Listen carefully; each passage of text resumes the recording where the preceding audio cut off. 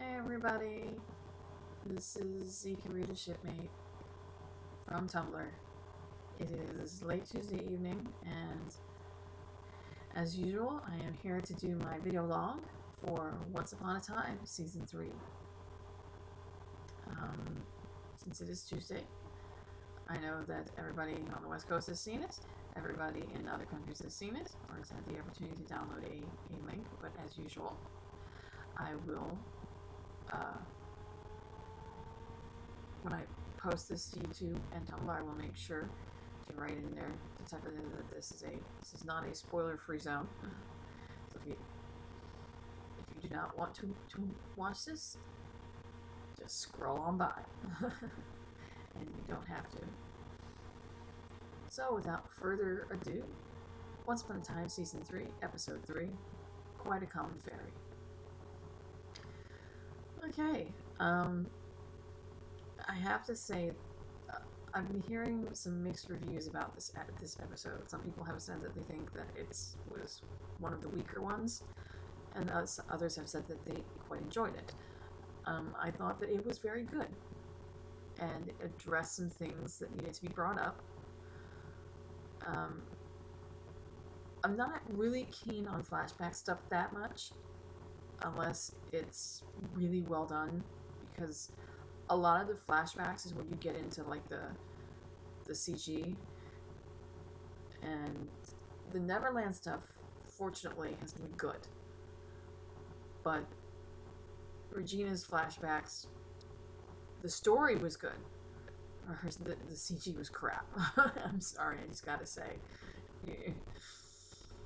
And that kind of puts a dent into, you know, the overall flashback. I understand that, you know, they needed this flashback to tell the story of how Regina and Tinkerbell met, which is fine. I had no problem with the storyline, and it was well done. I just wish they put a couple more bucks into their CGI, but that's neither here nor there. I actually thought the pacing in this episode was very good. It was obvious the first two episodes were done in such a way with fast pace, lots of action, lots of throwing things at you, like, you know, boom, boom, boom, boom, boom, boom, because it's just the beginning of the season and they're just trying to just jam it all in, like, boom. That's one of the things about Once that everybody's kind of noticed, is that things happen very quickly. They throw things at you very fast, and you really have to work to keep up. It's kind of like, bam, and another bam. I'm sorry if this looks stupid. I'm trying out these little special effect things on my video. But anyway, yeah, that's how it kind of goes. Boom, boom, boom, boom. But once the first two episodes are over, and you know, certain information that was needed to be put out, then they started slowing the pace to allow more of the story to be expanded upon. And that's what they were kind of starting with episode 3, and I think that it's going to keep that kind of pace, that slower pace is going to keep going. Granted, it does have its highs and its lows. I think 3 and 4 will be on a slower, and then once we get to episode 5, which is Hook's background, in good form, I think it'll hit another high, because his storyline just is one of those, you know, adventure, fast-paced, whatever. Ariel's probably going to be up there too, because, you know, it's a highly anticipated episode to see her. But anyway, back to the topic at hand.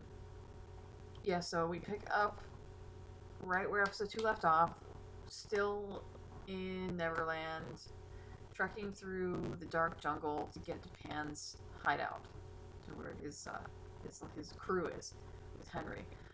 Again, I'm not going to summarize this because you've all seen it, so I've redone it.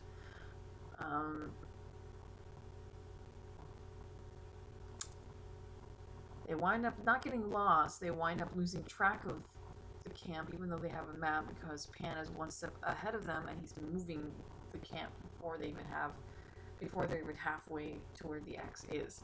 So now they have to change tactics, and this is where they decide to ask Tinkerbell for help. Well, Hook brings it up that he believes that she still lives on the island, and Pan trusts her enough that they could use her as an in. And because he already knows her, he can at least talk to her. I really like how much Hook is, or I should say Killian, because he's not really Hook as much in these episodes.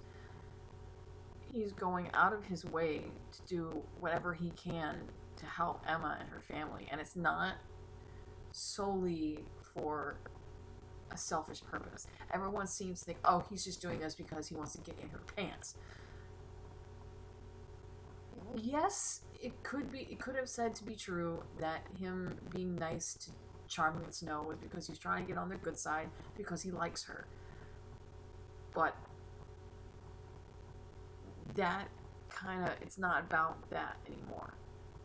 He actually likes them as people, and he respects them now, and he's trying to be a better man. He's trying to be a good person by offering them whatever help that he can possibly offer them, and which takes Emma by surprise, because she's used to him as a pirate. She's used to him as a pirate, as a villain, as a bad guy. She assumes he's always going to do the wrong thing. He's always going to do the bad thing or the villainous thing and be evil. But when she sees he's not. He's actually sincere, and he's trying to do as much as he can to help. And she's kind of like, But still, she doesn't see what's right in front of her face, which is him, he never takes his eyes off of her, ever. And when he looks at her, it's more than just looking at someone that you like. And that coconut scene at the very end, my jaw almost hit the floor. I was like, oh my god. He was looking at her like he was completely in awe of her. In awe, smitten, in love, whatever you want to call it. But the fact is that he's gone. he is gone. So Regina, of course, is being her nasty self. Oh, why are we stalling? I can use magic and poof us to his camp, and we can grab Henry and run. And everybody's faces are like, Jesus, please stop talking. So far, in the first 2 episodes, every time she's tried to use magic, something has screwed up. The first time being when she turned the mermaid into a block of wood, and it caused a huge storm.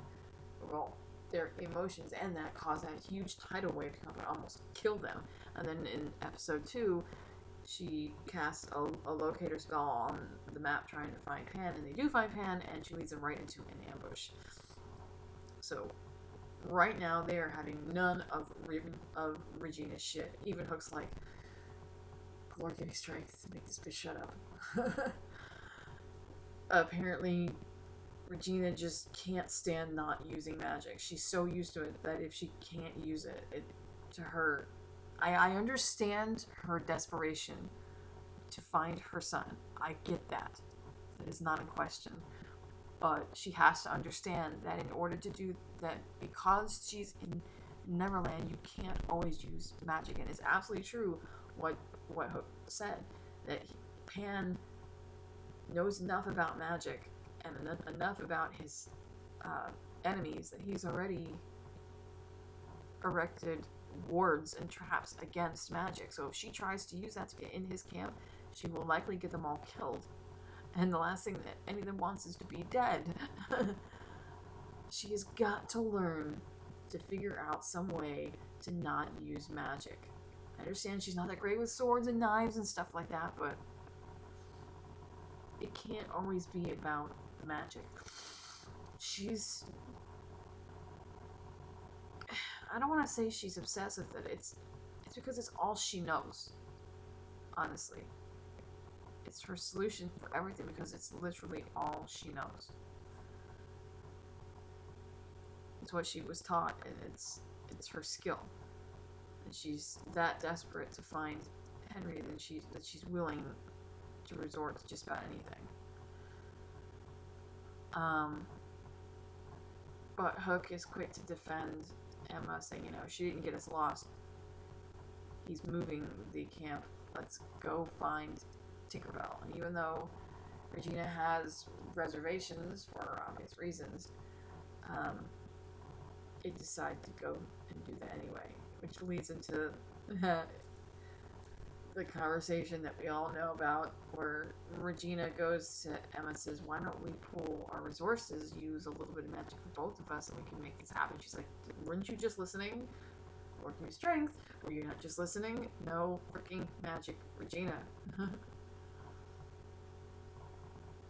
And they kind of share this little tender moment, she says to her that Henry would have named this operation to find him something different, something better, but it's the only thing, calling it Operation Henry is the only thing that's keeping her sane.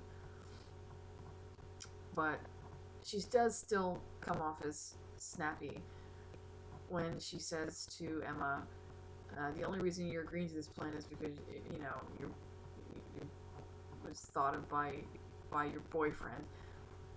Oh, wow. So apparently Cora is shipping in spirit now through her daughter. That's great. The only people that are not aware that there's something going on between Hook and Emma is Hook and Emma. The sad thing is that everyone else is on the Hook and Emma train. Even Charming is warming up to him. The only one who's not on the Hook and Emma train at this point is Snow. She's still got this idea in her mind that Emma is in love with, or was in love with, Neil. I don't know what to say to that. But,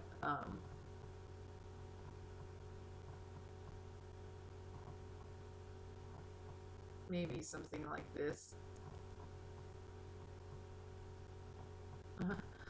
No. But then again, Emma's never really addressed this, to her parents, exactly how she feels. She's tried to make Snow understand, but apparently Snow has not learned her lesson from the end of season 2 about listening to Emma when Emma tries to tell her something. She still has this in her mind that, maybe it's Snow with the whole true love thing, so she's assuming that, they have the same thing, but she doesn't understand the dynamics of the relationship. No one really does, except for Emma, because Emma's never spoken of it. I have a feeling at some point things are going to be said. Confrontations are going to be had, especially when Neil comes back. So in the Enchanted Forest, Robin Hood is trying to help Neil to figure out a way to get to Neverland. And when the Merry Men show up, with Robin's son Roland, apparently we do in fact find out that Mary died in childbirth. I'm sorry, that's just wrong. You don't have Robin without Marion. Anyway, moving on. Neil realizes that the way to get to Neverland is by calling upon the Shadow. And because Roland is just the right age and he's a boy, if he calls upon the Shadow will come for him. There's a problem there that I don't know if anybody's addressed this. Okay, it's never explicitly said whether, one, the Shadow is Pan's shadow and he's controlling it, or two, it's its own separate entity and it's working for Pan. No one really knows this for sure. All the people that are still holding on to the last vestiges of the Killapan theory still think that the Shadow belongs to Killian. I'd like to believe that too, but who knows. Anyway, if Pan sends the Shadow out to bring him boys, but now he has Henry, which is the boy that he's been looking for. Why does the Shadow need to keep going out to get more boys? That makes no sense. Unless the Shadow is so autonomous at this point that Pan doesn't even control it anymore. I don't know. These are plot holes. Whatever. I would have to agree with what most of the people are saying. Most of the CSers are saying on Tumblr. I don't like the idea of Neil emotionally blackmailing Robin and using a child, a 4-year-old child, putting him in extreme danger to get to Neverland and trying to tell him, oh, I want my second chance with Emma and Henry and blah, blah, blah, blah, blah. Dude, that kid is all that Robin's got left. It's, the world and the realms do not revolve around you.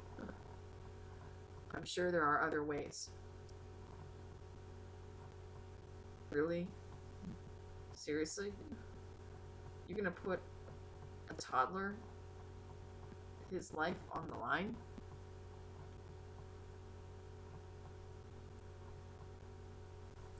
I know some people have been expressing fears that he might be turning into some semblance of his father, resorting to magic, and it seems like it's going that route. Yeah, I did not like the idea of him bringing up his father to Robin saying, oh, well, if it wasn't for my father, you wouldn't even have your son because Marion would have died. Actually, it was Belle that prevented Rumpelstiltskin from killing Robin Hood. Robin doesn't even know about that. So, yeah. Emotional blackmail notwithstanding, the fact that you used a 4-year-old to further your own ends, selfishly, you can't even say that that was sacrifice. Because here we were all thinking it was going to take you to closer to the end of mid-season to get there. 3 episodes in, and boom, he's already found a way. That's moving heaven and earth? Huh? And you don't put a kid in danger. What the hell is wrong with you, dude? You don't put a child's life in danger for something that you can't even be sure is going to work. Ugh. I swear, when he gets to Neverland, now that he's actually there now, the truth needs to come out about all these things that he's done. And once that truth comes out, this needs to happen. And then this again. Oh, and again. Let's just start a line. Charming can be in the front. Oh, well, no. Emma will be in the front because Emma deserves to be able to do that more than anybody.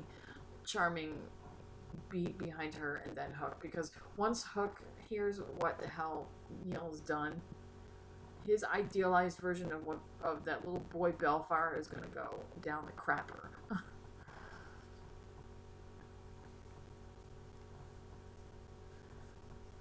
So,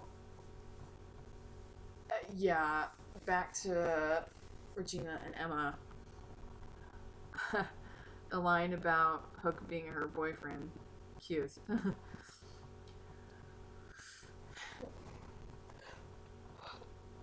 Now, you realize that these lines are not just throwaway lines. They're not just tossed in there just to be funny. They've been pushing this relationship since the beginning of season 2, so this is not coming out of nowhere.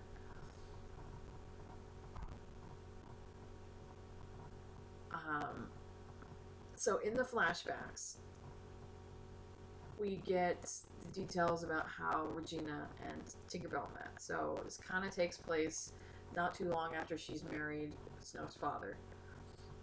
She's angry and she's bitter and she wants her life to be different.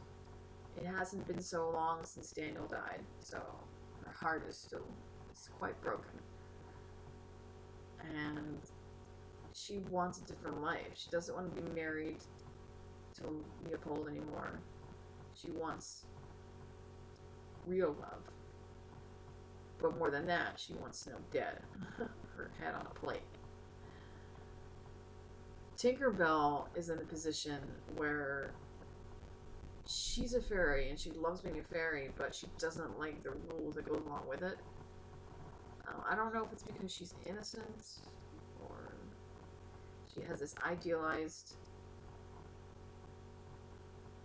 misconception of the way of the world.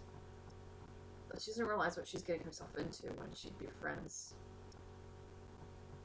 I should say, saves Regina's life, because Regina was so upset that she wound up having an accident on the balcony and almost fell to her death. Tinkerbell saved her life, though, and they kind of struck up a friendship. Tinkerbell told her that pixie dust was strong enough that it could lead her to her true love, to her soulmate. That even though you might have lost love, you do have the ability to love again. Thank you, Tinkerbell, for confirming something that all of us have been trying to say for, I don't know, ever. Right there. Ding, ding, ding. Yes. You can love more than once.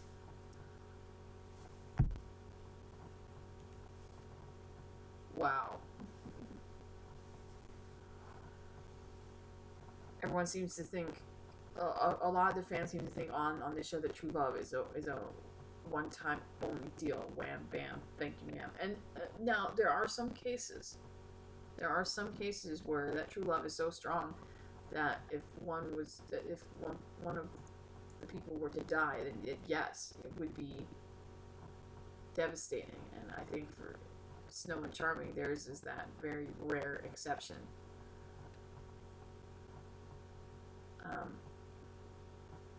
We do find out that Hook did see what happened to Charming at the end of episode 2. He saw Charming get nicked by the arrow with Dream Shade, and he's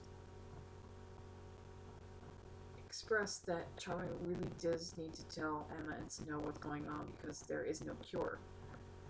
He has days, maybe a couple of weeks at most, before the poison is through his entire bloodstream. And Hook is absolutely sincere in the scene, and he really does feel bad for him. I think that he grew to really respect Charming and even kind of admire him and like him in a certain sort of way. He really does genuinely feel bad, for him, for Emma, and for Snow, and I think if he could do something, that he would. But he knows he can't. And Charming says to him, don't tell Emma or Snow, because you're saying that this fairy of yours has pixie dust, and if you believe in the power of her pixie dust, then it can save my life. So Charming has a dual reason for wanting to get to Tinkerbell. It's not just to find Henry, it's also to get the pixie dust to save himself. So eventually they find Tinkerbell's little hideout, which turns out to be nothing more than really just a place to sleep. She's kind of been on the run or destitute for a while. Apparently, she used pixie dust to find Regina's soulmate, and which turned out to be like the worst surprise ever, next to finding out that Neil was also Bae. All of they were, yeah, this was no secret. We're like, oh wow, surprise! It's Robin Hood. Yeah. Tinkerbell led her right to Robin Hood's door, to this pub where he was at. Said, you walk right in. He's right there. The man with the lion tattoo on his wrist. Give him a chance. This is your happiness. This is your second chance. Go. Regina had the chance to do this, and she got scared. She freaked out, and she ran. And when Mother Superior Blue found out that she used pixie dust and lied about it, Tinkerbell got into a lot of trouble, and she lost her wings. And Blue kind of cast her out. And Regina was like, "You're a bad fairy, you know. All I have is my anger and my hate, and that's what keeps me going. I don't want to take a chance or whatever, you know." So Tinkerbell pretty much got burned. And ever since, I don't know why she decided to go to Neverland or how she got there, but apparently she's been kind of living day to day, and she is pretty well a shadow of her former self. She looks a frightful mess. Like she hasn't, I don't know, bathed or changed clothes in how long, and that brightness, that greenness, that color that was there with her is gone. She's filled with resentment and bitterness and anger towards Regina, and she tries to take revenge on her. She almost kills her.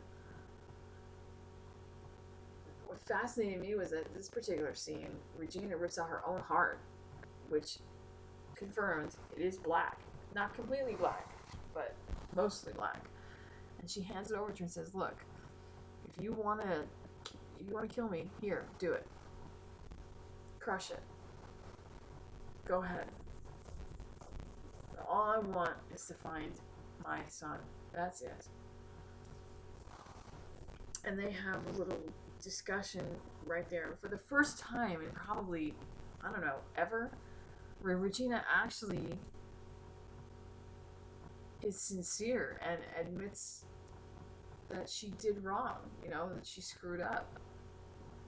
She not only screwed up her life, she screwed up her soulmate's life, and she screwed up Tink's life. You know, she falls on our sword kind of and explains that, yeah, I got scared, I ran, I probably shouldn't have, but I did, and you know, as a result, people were made to suffer. But don't put that on Henry. He's innocent. While this is going on, at the camp, Pan and Henry are getting to know each other a little bit better, and Pan is starting to exert his influence, and we're all kind of like, no, Henry, don't listen to him. He's psychotic. Pan is trying to explain to Henry that his mother being the savior is not about her lifting some stupid curse. It was about much, much more than that. He's like, think about it. The greatest of dark and the greatest of light come together and produce a child. You think there was a coincidence? Apparently, according to Pan, he believes that that Emma's job as the savior wasn't just to break the curse. Her idea as the idea behind her being the savior was to produce an heir, to have a baby. The greatest of light and the greatest of dark, in order to, this baby will somehow save magic or return magic to the realms or something. Because I'm not sure what to make of that. Is magic dying? Is it because this realm without magic is becoming so powerful that what's left of magic in the other realms is falling away? Is that how it's going? I don't really know, but I think Pan's going to drop more and more bits and pieces along the way. We're going to learn more. He tries to convince Henry that he is a very special boy and that he's been looking for him for centuries. Henry doesn't want to believe it, but he does eventually see that picture. Which means that, you know, there's been something special about him long before he was ever even born. Bay winds up making his way to Neverland via the Shadow. The Shadow drops him off in the woods, and the first person to come across him is Felix. I'm surprised that Felix managed to recognize him after all these years and centuries, but, you know, apparently once a lost boy slash lost one, always a lost boy slash lost one. Previews for for this Sunday's episode, which is Nasty Habits, is going to be a Rumple-centric episode, and we're going to be learning more about, well, no, actually, that's like episode 8 and 9, but Bay and Rumple are going to find each other, and it's going to be a lot more about Peter Pan and Bay as a child, and I think they might be bringing the Pied Piper into this. Peter also bringing the Pied.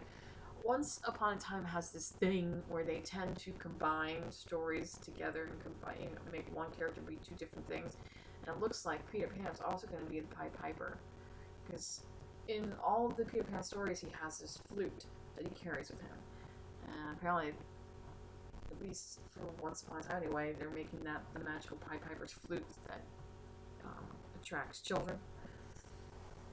And I think Bay might have been one of those children, but that's neither here nor there. We'll address that next week.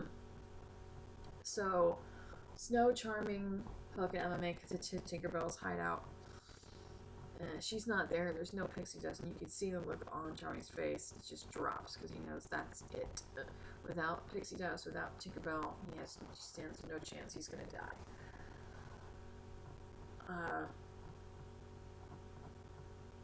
Hook says he's sorry, but he's actually saying this to Charming, but nobody catches on. Regina, of course, is her normal sarcastic self, has to get a word in there. Actually, no, wait. Regina was not there. There was a scene before this. They were all very close to her hideout, and Regina said she had to stay behind because she knew that Tinkerbell would not take kindly to seeing her face, and it might disrupt them negotiating with her for her help. This is before Tinkerbell shows up and shows that, and apparently she'd been tracking Regina for some time. Kidnaps her, and they have a little fight with Regina's heart. As they're leaving her hideout, they come across Regina and Tinkerbell, and there's a little scene there where Hook and Tinkerbell see each other for the first time in a while, and there's a looks, it's kind of this little look that's exchanged between them. He kind of gives her a little glance, and she kind of gives him a little, you know, up and down. You ain't changed a bit, you still look sexy, look, you know. He says to her, come on, Tink, you know, after all we've been through, a little assistance here. And she's like, well, look what the queen dragged in. At first, she is vehemently against helping them in any way, but Emma is not taking any shit from anybody. She's like, look, I'm not pissed off, Mother, I want my son back. You're gonna help me. And Snow gives her an offer that she can't refuse by saying, okay, look, you obviously don't want to be here. I can tell that you don't want to be here. You want a home. You want your life back, and we can give that to you. You help us find Henry, and you can come with us when we return to Storybrooke. There's no magic there, but you could have a life. You could have a home. You know, friends. You wouldn't have to live in fear anymore. So, based on that offer, she agrees to help them to sneak into Pan's camp.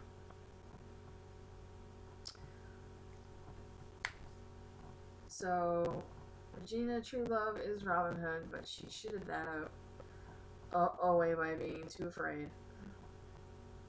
Tinkerbell, Rose McIver's performance was awesome. Loved it. If there was any version of Tinkerbell to be seen on TV, this is it. It's not that cheeky little sprite from the cartoons, and it's not the overly dramatic adaptations of her from the movies. It's just the right combination of both. She's dramatic, she's funny, she's fiery, you know, and I am very much keen on, now that we've explored her past with Regina, I'm very much keen on exploring her past with Hook. A lot of people think that they might have had something in the past. I don't think it was a relationship. I don't even think it was a one-time shebang.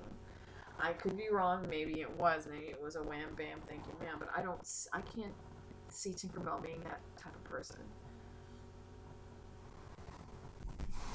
Although it was glaringly obvious that she was a bit jealous when they were sitting around the campfire. Charming and Snow were kind of cuddling right there, and then we had Hook and Emma, and the coconut scene was just fucking brilliant. Again, another scene that had no purpose whatsoever, except to show the ease with which they are interacting. There's no strain, there's no innuendo, there's no cheek. It's just the two of them being so utterly at ease with each other and so completely natural. And the look on his face when he passes her that coconut, she's, you know, taking a drink from, he just looks at her in total awe. Like he can't take his eyes off of her. What further proof do you need? I mean, honestly, what further proof do you need?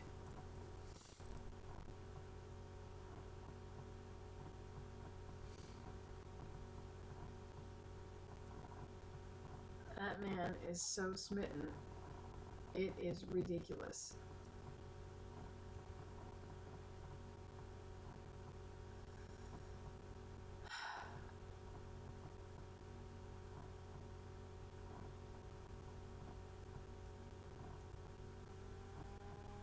That man is so gone on her. It's no longer even funny. I mean, there was a point where you could say, dude, you're not trying hard. You're not trying hard enough, trust me.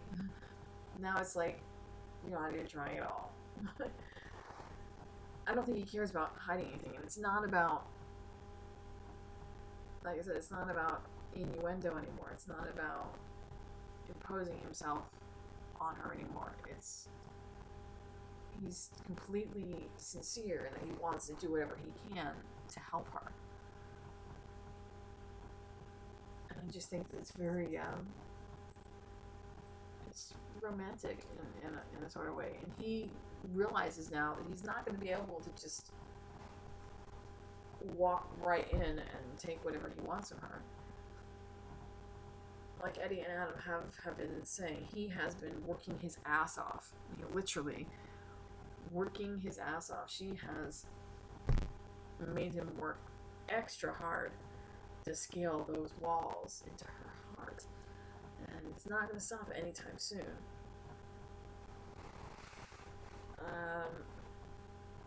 She's also loosening up around him, which kind of makes their interactions more normal and less strained. You know, she's starting to trust him now. She knows that he's genuine, and he really does want to help. He consistently surprises her by, you know, just being there, by having come back, by staying by her side, by supporting her. And I think she's not quite sure how to take that, because she expects something different from him, and she's pleasantly surprised none the less. That doesn't mean that he doesn't still lay on the charm a bit. I mean, it's Kelly Jones. Of course he's gonna lay on the charm. Now, I know we just got a news update that Friday's edition of Entertainment Weekly magazine, they're supposed to have a picture, some kind of Captain Swan friendly photo from set that they said was going to make us all very happy. We are really... I know that Jen and Eddie and all of them pretty much have like 99.99% confirmed that Killian and Emma are going to kiss. I mean, it is happening. It is probably going to happen before they realize that Neil is alive. We are predicting it will happen in episode 5, Good Form, which is Hook's backstory. It makes the most sense. Mathematically, logistically, emotionally. psychologically makes the most sense. If whatever happens, I don't want photographs of it. Okay, I'm glad to have CS pictures, maybe of them sharing a tender moment or sitting together by a fire. I'm glad to have CS pictures. I don't mind that. But a major moment like that we've been waiting a while for, like major moment, no, I don't want to be spoiled. Okay, I know I've seen firsthand what happens when a fan base gets spoiled on something that they didn't want to be spoiled on, aka the Tifa kiss at the beginning of this current season, when Ziva left and her and Tony kissed. That was put into a promo on national television, and all of the Tivas were like, "What the fuck?" Like, they knew that something was coming, but they didn't want to be spoiled like that. They wanted to be surprised. They wanted to be able to enjoy the moment, and you can't enjoy it when you've already seen the freaking fucking preview of it on TV. It's like, you know it's coming, and it's kind of like, yeah, you're happy that it's happening, but at the same time, you're like, really? That's why, if there is some sort of kiss, I don't want to see any previews of it. I don't want to see photographs. I want to be able to be excited about it and enjoy it and go, oh, you know, as it comes. That's the whole point of being a fan and being a shipper. You like being surprised. You like being shocked. You like being, you like to be able to feel those emotions when you watch the stuff, and you can't do that if you've already seen it spoiled. That would be really crappy. I doubt that it is a kiss picture, because that's too huge of a moment. That it's way too huge and too much for them. I think the magazine company would be more intelligent to leak something like that. Oh, why why JMO and Matt said what they said at New York Comic Con, I don't know. I mean, maybe they're just tired of beating around the bush and just wanted to lay it on the line. That there really wasn't anything else you could infer from that beyond the obvious, and that fact is that Emma and Hook are more than likely going to get a smoochie on. All I can say is, yay, I don't have to manipulate videos anymore. I have an actual scene. Alright, well, that is the entirety of Quite a Common Fairy. All in all, it was slow-paced, but I could understand why, because there was a lot of things going on in this episode, and they needed to address a lot of storylines going on consecutively. So, you know, there's nothing wrong with a slow pace. If at this point if they did stuff too fast, then everything would happen all at once. It would get very disjointed and very jumbled. And when you're navigating through different realms like that all at one time, you have to, you know. So I get that. Glad to see that Tinkerbell's staying for a while. I very much enjoy her character. I hope she stays longer. I hope she comes to Storybrooke, because she's an awesome little bitch. I want to know more about her and Hook's background. I want to know more about his story in Neverland and how he was then. And she's the perfect catalyst for that. So this coming week, episode 4, Nasty Habits, is Ruffle-centric. He finds Bay, and I guess they confront the Lost Boys, or Pan. And also in this particular episode, something's going to happen. I think that Charming, the effects of the Dream Shade is going to become too much for Charming to deal with anymore, and he's going to be found out. Snow's going to find out that he's sick. And there's going to be a confrontation there, and emotions are going to run high. So I guess we will find out on Sunday what that's all about. And then segue into episode 5, Good Form, quick backstory. Can't wait. Quick backstory. I hope you guys are enjoying all these little special effects. That doesn't make the video look bad. Anyway, that's it for me, and I will see you again this coming Sunday for episode 4. Have a great rest of the week. Oh, and I want to address this one issue too about the wedding pictures. I'm not going to reiterate what everyone else is saying because I vehemently share their opinions and thoughts. And if I was to do that, it would just be redundant. This is nothing against the person that posted those pictures. I know that you did not post them with any kind of malice, that you did not steal them. They were on an open source social networking website, which in and of itself they should not have been. Whoever found those pictures obviously stole them from the photographer. The photographer, I guess, has his own website where he posts pictures of stuff that he's taken. And I guess some of those pictures happen to be Colin and Helen's wedding. They were stolen from there and posted on the Colin O'Donoghue fan site, Facebook. They shouldn't have been. It's not her fault that she copied and posted them. I'm guessing she assumed since they were on that Facebook site that they were public use. But in truth, they're not. I have not liked or reblogged those pictures, and I'm not going to.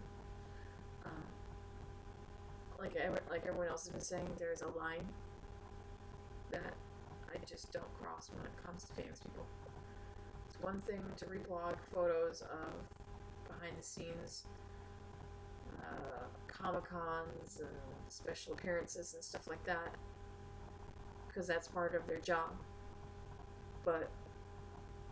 And anything that they themselves post on their social networking sites, like the Twitter Drunk Fest from last year and all that stuff, that's stuff that they posted. If they didn't want it there, they wouldn't have posted it. Obviously, if they did, they didn't care, because Twitter is something that millions of people see. So, obviously, if they're posting pictures of themselves on Twitter, they're okay with it. But photographs like that, wedding photographs that's meant to be shared with friends and family, if they had wanted that stuff to be public, they would have put it on, Twitter or their own Facebook. Or Colin has his own fan website, the official Colin O'Donoghue site. And if he wanted those pictures posted, he would have put them on his website. He didn't. That obviously means that he did not want those shared. Colin is the type of... He's one of those types that's obviously very private. I mean, we didn't even know that his wife was pregnant until she had the baby and he announced on Twitter that he was a new father. We had absolutely no clue. He's not one of those types that shares a lot of information about his family. And there's nothing wrong with that. I mean, he's a famous actor, and, it's his right to want to have his privacy respected. So, I would urge that if you see these pictures, I know that there's some night bloggers that are seeing these for the first time, because they originally showed up this morning, and that's when the night bloggers are asleep, because of the time difference. But for the night bloggers, they're seeing it now.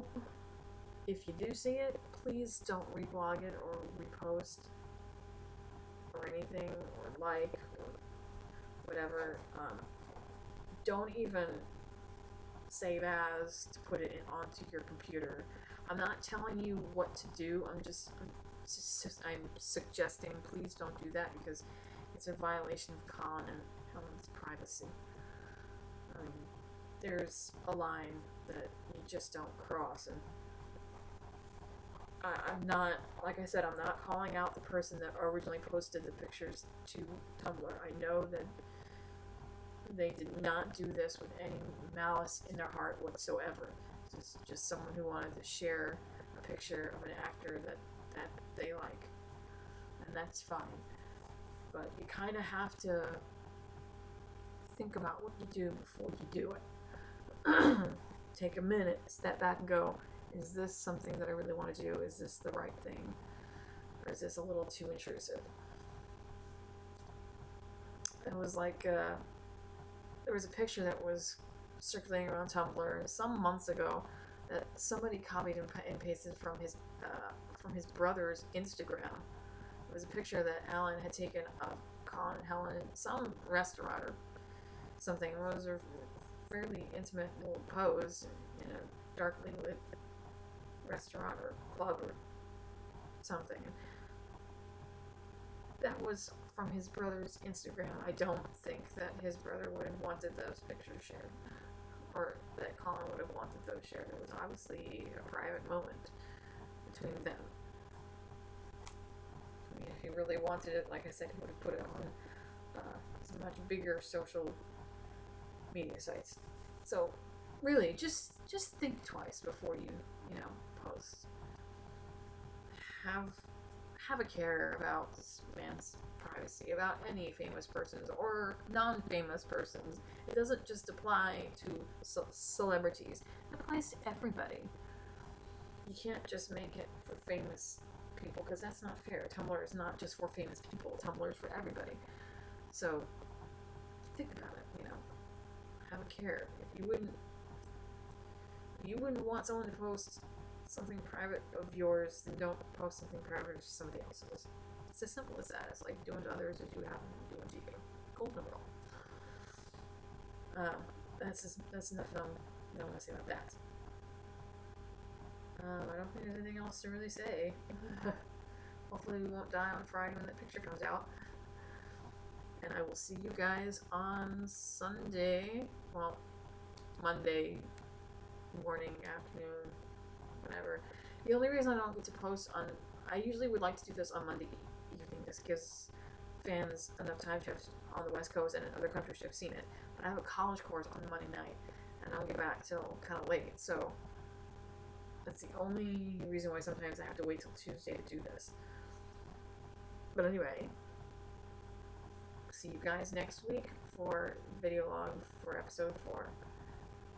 And see you guys on Tumblr. Adios.